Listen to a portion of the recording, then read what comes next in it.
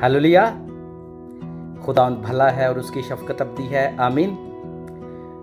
चंद दिन पहले एक डॉक्यूमेंट्री मेरे सामने आई तो मैंने सोचा कि आप लोगों से भी शेयर की जाए। एक गैर कानूनी फैक्ट्री जिसने इस्राइल को महफूज रखा। जी मेरे अजीज़ों, ये 75वीं इस्राइल की आज़ादी के सालगिरह पर बनाई गई एक डॉक्यूमेंट्री थी।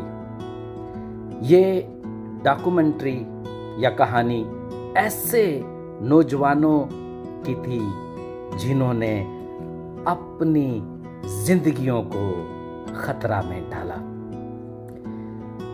इस्राइल में एक जगह है जहां पर यह फैक्ट्री बनाई गई और इस फैक्ट्री का नाम माहून आयालोन या महून आयालोन रखा गया। और वो फैक्ट्री आज भी अपनी असल हालत में मौजूद है। ये एक इंतहाई मख्फी यानी सीक्रेट और गैर कानूनी असला साज फैक्ट्री थी और ये बुनियाद थी इस्राइल की फतह और आज़ादी की। मेरे अजीज़ों, 100 साल पहले इस्राइल आज की तरह तरक्की याफ्ता मुल्क नहीं था, बल्कि वहाँ के लोगों ने बहुत सारी मुश्किलात और परेशानियों का सामना किया। आज की कहानी की इब्तिदा 1917 से होती है, जब इंग्लैंड ने इस्राइल और उसके गिरदोनवाह के इलाकों को फतह कर लिया था। और उस वक्त यहूदियों ने अपने मौजूदा मुल्क की तरफ लौटना शुरू कर दिया था और उन्होंने यहाँ पर घर, स्कूल, हॉस्पिटल्स और यूनिवर्सिटियाँ बनाना शुरू कर दी थी। और ये सब कुछ वो कर रहे थे एक आने वाले मुल्क के लिए जो अभी मारज़ वजूद में नहीं आया था और जिसकी वो आज़ादी डिक्लेयर करने वाले थे। मेरे अजीजों, लेकिन ये आइडिया बरतानवी हुकूमत को पसंद और कबूल नहीं था। 1922 में यहूदियों को यहाँ पर आने के लिए बरतानवी सल्तनत से इजाज़त दरकार थी और बरतानवी हुकूमत ने पाबंदियां लगाई हुई थी कि कोई वहां पर हिजरत करके ना जाए।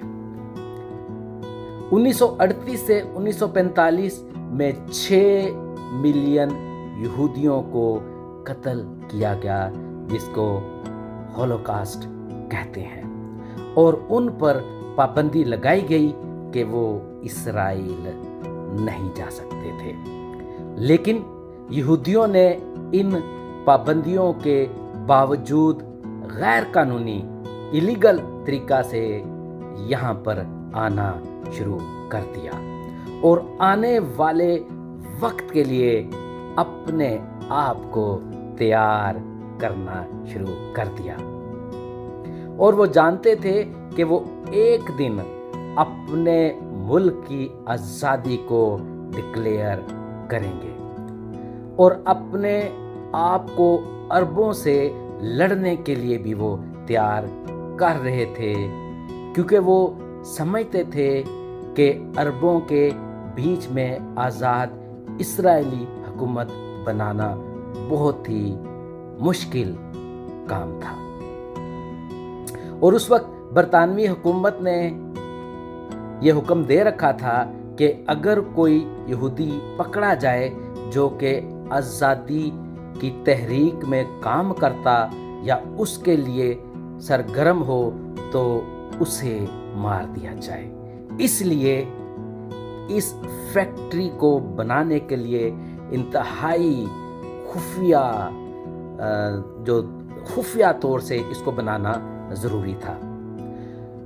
और इस काम के लिए उन्होंने जिन नौजवानों को चुना वो जानते थे कि उनका मकसद क्या है। मेरे अजीज़ों, इस तरह माहून आयालून फैक्ट्री की तामीर इंतहाई खुफिया तरीके से शुरू की गई। ये 1945 की गर्मियों का एक दिन था कि यूसुफ आबिदार की सरबराही में एक इंतहाई खुफिया टीम यहाँ आई। यूसुफ आबिदार कुछ नौजवानों से मिला और उनको एक इंतहाई खुफिया मिशन के बारे में बताया जो उनकी जिंदगियों के लिए इंतहाई खतरनाक हो सकता था। और उनको बताया गया कि जो काम वो करने वाले हैं वो उनके मुल्क की तख्लीक के लिए इंतहाई ज़रूरी है।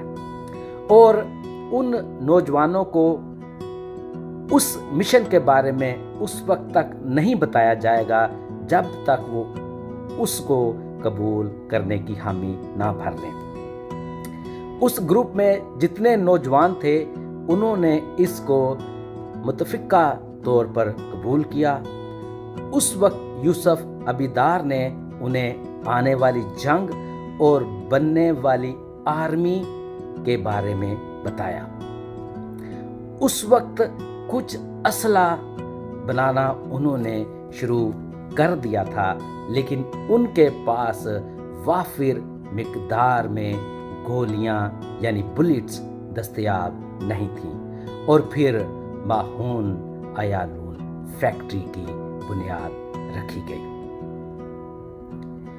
मेरे अज़ीज़ों, इस फैक्ट्री के हदूद अरबा या सराउंडिंग को हम देखते हैं। इस फैक्ट्री के सामने सिटी कोर्ट था जो कि ब्रिटिश का हेडक्वार्टर माना जाता था। उसके पीछे ब्रिटिश रेलवे ट्रैक था जिस पर रोज़ाना हज़ारों ब्रिटिश सिपाही सफ़र करते और आते जाते थे। चुने हुए लोगों से जब पूछा गया कि क्या आप इस माहौल में जो कि इंतहाई पुरखतर है काम करना चाहते हैं, तो सबका ये ख्याल था कि ऐसी महफूज तरीन जगह इससे अच्छी कोई हो नहीं सकती, क्योंकि कोई सोच भी नहीं सकता कि ऐसे इलाका में कोई गैर कानूनी असला साज फैक्ट्री बन सकती है।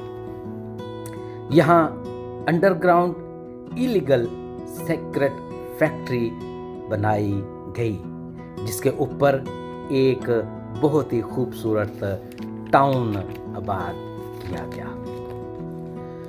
मेरे अजीजों, ऊपर से देखने पर वो आम टाउन था जहाँ पर बच्चे खेलते कूदते और बड़े अपने रोज़मर्रा के काम काज करते थे। आम लोगों को पता भी नहीं था कि ज़ेर ज़मीन अंडरग्राउंड क्या हो रहा है। ज़ेर ज़मीन गैर कानूनी असला साज फैक्ट्री के ऊपर एक लॉन्ड्री बनाई गई जिसका मकसद ये था कि फैक्ट्री में जो मशीनों का शोर है उसकी आवाज़ बाहर ना जाए। तो मज़ीद हम इस फैक्ट्री के अंदर कैसे काम होता था, इस लॉन्ड्री को कैसे रन करते थे, इसके ऊपर उन्होंने एक बेकरी भी बनाई, ठीक है। और किस तरह यहाँ पर काम होता था मेरे अजीज़ों, ये आपको पता चलेगा अगली वीडियो में। उसका इंतज़ार कीजिएगा। God bless you. खुदा आपको अपने मुल्क के लिए, अपनी कौम के लिए इसी तरह जज्बा रखने की तौफीक दे और अपने नौजवानों के लिए, सिपाहियों के लिए और जो भी हमारा असासा है उनके लिए दुआ करते रहा करें। God bless you. Take care.